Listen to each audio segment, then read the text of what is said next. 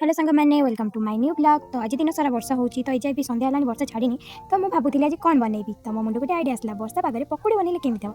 तो मुझे चली पकोड़ी बनाए मुझे आलू बेसन अदा रसुण लंका छेचिकी नहीं भलसे गोली देती। तो ये कड़े बस नहीं भलसे गरम हाँपाई। तो ये मोर मामा बस आलू काटुँच भजा भाजवाई।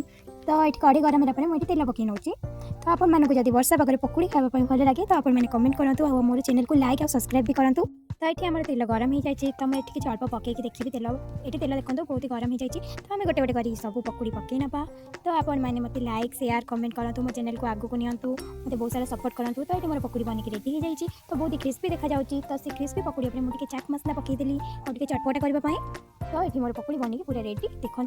तो ये बहुत टेस्टी देखा जाए पकोड़ी। तो ये आम चलू बस के खावाई ये आम समस्ते बसीगलु खावाई पकोड़ी। तो पकोड़ी खाई मत पूरा मजा आसगला वर्षा पागे पकोड़ी ओहो।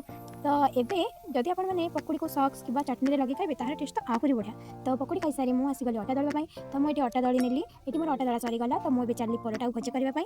तो आज ये रोचे बाय बाय। तो पुणी देखा नेक्स्ट ब्लॉग।